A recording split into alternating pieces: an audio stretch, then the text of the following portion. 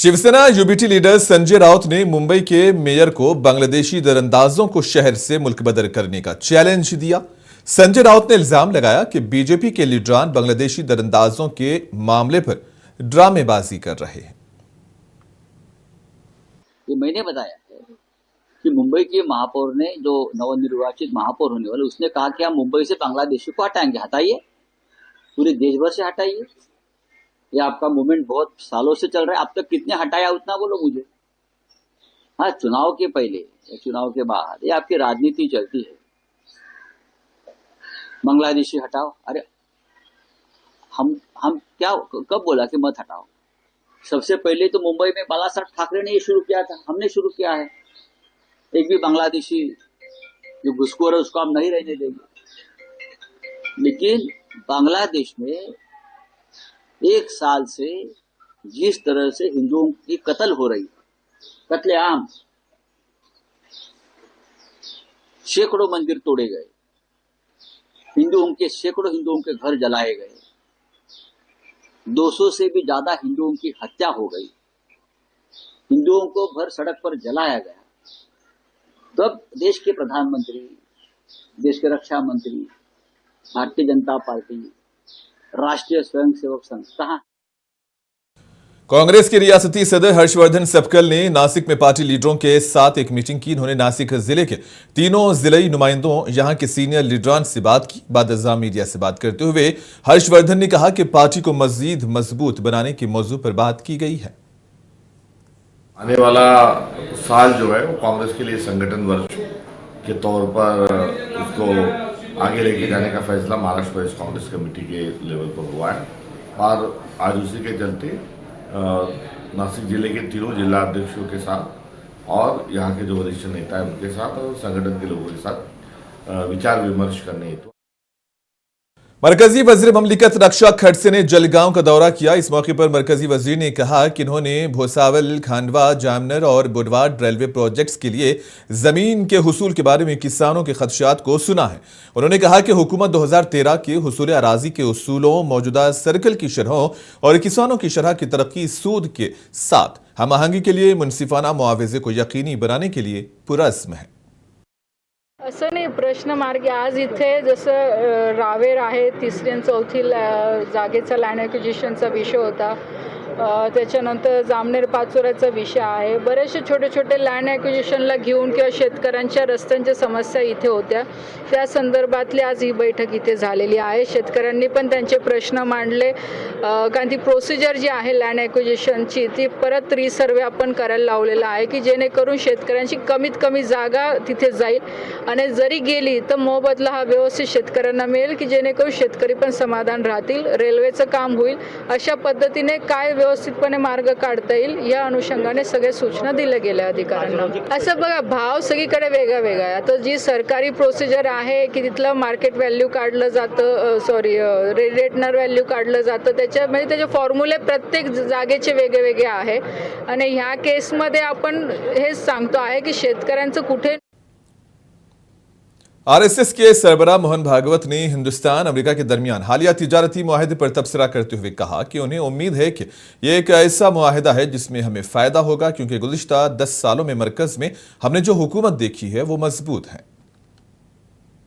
आर्थिक व्यवहार तो चलेंगे, आइसोलेशन में आज कोई देश जी नहीं सकता, तो लेन देन चलेगी, तो डील्स होंगे और डील्स में कुछ मिलेगा, कुछ देना भी पड़ेगा, ऐसा ही रहता है।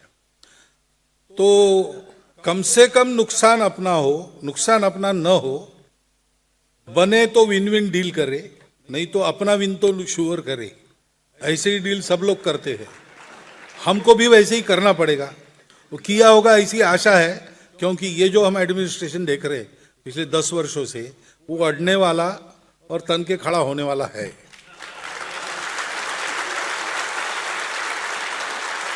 तो आशा करता हूं अध्ययन के बाद में मुझे यही दिखाई देगा कि क्या है, परंतु जो कुछ लेना है वो अडैप्ट करके लेना है।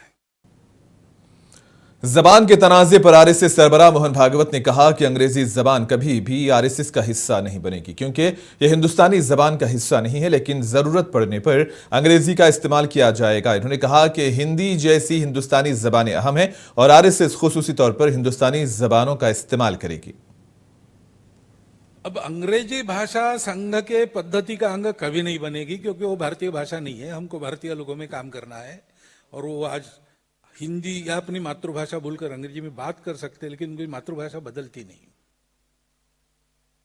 परंतु जहां अंग्रेजी आवश्यक है वहां हम उसका उपयोग करते हैं। कोई किसी भाषा से हमारा झगड़ा नहीं है। हम जो है वो हमको बने रहना है। हम अंग्रेजी ऐसी बोले कि अंग्रेज लोग हमारा भाषण सुनने के लिए टिकट खरीद कर उपस्थित रहे, ऐसी अंग्रेजी हमको आनी चाहिए। परंतु इसका मतलब हम अपनी मातृभाषा भूल जाए ये नहीं है, ये हमारा कहना है। इसलिए अभी बंगलोर में व्याख्यानमाला हुई, यही कार्यक्रम वहां हुआ। वहां अधिकांश तमिलनाडु, केरल, बंगलोर यानी कर्नाटक, आंध्र, 4-5 प्रांतों के लोग थे। उसमें से कई लोगों को न हिंदी आती है तो अंग्रेजी में बोलना पड़ा। तो पूरे 2 भाषण मैंने अंग्रेजी में दिए, प्रश्नों के उत्तर अंग्रेजी में दिए। तो हम करते हैं। हिंदू स्वयंसेवक संघ है, तो हिंदू स्वयंसेवक संघ में यूके में और अमेरिका में अंग्रेजी में ही चलाना पड़ता है। परंतु फ्रांस में अंग्रेजी नहीं चलती, वहां हिंदी में ही करना पड़ता है। जर्मनी में अंग्रेजी नहीं चलती, वहां हिंदी में ही करना पड़ता है। बाहर जो हिंदू स्वयंसेवक संघ का काम विभिन्न देशों में चलता है, उसके लोग जब इकट्ठा आते हैं तब 2 ग्रुप हो जाते हैं। जिन देशों में अंग्रेजी चलती है और जिन देशों में अंग्रेजी नहीं चलती, वहां हिंदी ही चलती है। तो ये फैक्ट है कि हम कितना भी अंग्रेजी बोले कुछ करे, हमको अगर भारत से जुड़ाना है, भारतीय लोगों से संवाद करना है, तो या तो अपनी मातृभाषा या हिंदी, ये 2 ही ऑप्शन अभी है। थोड़ा थोड़ा संस्कृत, कोई विदेशी भाषा ये काम नहीं कर सकती। इसलिए अंग्रेजी से हमारा बैर नहीं है, और जहां बिना अंग्रेजी काम नहीं होता वहां हम अंग्रेजी का उपयोग करते हैं। लेकिन अब हम संघ में अंग्रेजी चलाएंगे ऐसा हम कभी करेंगे नहीं। कांग्रेस के लीडर हुसैन दलवाई ने आरएसएस सरबराह मोहन भागवत के एक हालिया बयान पर अपना रद्द-ए-अमल जाहिर किया। हुसैन दलवाई ने कहा कि मोहन भागवत कह रहे हैं कि तमाम मज़ाहिब के लोगों को यहां रहने और हिंदुओं के बराबर हुकूक हासिल करने का हक है। मुल्क का आइन यही फराहम करता है। ताहम हुसैन दलवाई ने कहा कि आरएसएस के लोगों ने हमेशा सबको यकसा हुकूक की मुखालिफत की है। भागवत साहब जो बोल रहे हैं ऐसा है कि सारे मज़हब के लोगों को यहाँ रहने का और यहाँ के सारे अधिकार उनको भी जैसे हिंदुओं को है वैसे सबको है। ये इस देश की संविधान की बात है। ये दलितों को भी वही मिल गया, औरतों को भी वही मिल गया, आदिवासियों को मिल गया, और अल्पसंख्यक है उनको भी समान अधिकार मिल गए हैं। और समान अधिकार के विरोध में ये लोग हमेशा रहते हैं, बोलते एक करते एक। हमेशा मुसलमानों के ऊपर, क्रिश्चियनों के ऊपर जो हल्ले हो रहे हैं उसके बारे में ये ऐसे हल्ले होने नहीं चाहिए, ऐसा मोहन भागवत साहब बोलते नहीं। उन्होंने ये बोलना चाहिए। उनके ही लोग ये सब अत्याचार अन्याय कर रहे हैं, ये गलत बात है इस तरह से करना। और पाकिस्तान जो बना वो पाकिस्तान हिंदुओं के खाली भावना से, उनके सेंटिमेंट के खिलाफ बना, ये सही बात है। लेकिन मुसलमानों के मुसलमान भी विरोध में थे, बड़े पैमाने पे विरोध में थे। हालांकि मुस्लिम लीग के साथ उस वक्त इन आरएसएस के लोगों ने हाथ मिलाए थे, उनके साथ सत्ता भोग रहे थे। तो ये अभी हिंदुस्तान पाकिस्तान बन गया तो पाकिस्तान और हिंदुस्तान फिर इकट्ठा कैसा होगा, इसके बारे में सोचना चाहिए, ऐसा मुझे लगता है। मलेशिया में हमारे प्रधानमंत्री जाते हैं और मलेशिया के लोगों को मदद करते हैं, तो पाकिस्तान कैसा अपने साथ आएगा वो भी देखना पड़ेगा। डॉक्टर लोहिया बोले थे कि यहाँ के मुसलमानों को ठीक ढंग से आप उनकी इज्जत करेंगे तो पाकिस्तान रहेगा। मरकजी वजीर रामदास अठावले ने हिंदुस्तान और अमेरिका के बीच हुए हालिया तिजारती मुआहदे का खैर मकदम किया। इन्होंने कहा कि इससे मुल्क की इक्तिसादी हालत में सुधार आएगा।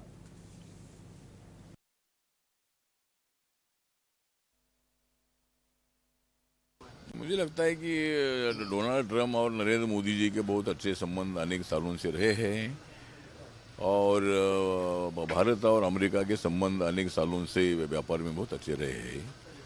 उससे वो वर्ल्ड बैंक भी मतलब अमेरिका में है और व्यापार में अपने भारत का बहुत अच्छा फायदा हुआ है। मुझे लगता है कि इसमें राजनीति करने की बिल्कुल आवश्यकता नहीं है। जो इंडिया जो यूएस का जो डील हुआ है व्यापार में, इसमें काफ़ी फायदा है और अनेक वस्तुओं पर 0 टैरिफ है, मतलब इसीलिए। और जो पहले 25 टैरिफ था वो 18 तक आया है और भी कम होने की संभावना है। मुझे लगता है कि अमेरिका के साथ अपने संबंध अच्छे बढ़ाने से अपने देश का बहुत बड़ा फायदा होगा। किसान है, एमएसएमई है, जो छोटे उद्योग के लोग हैं और अनेक लोगों को, लाखों लोगों को रोजगार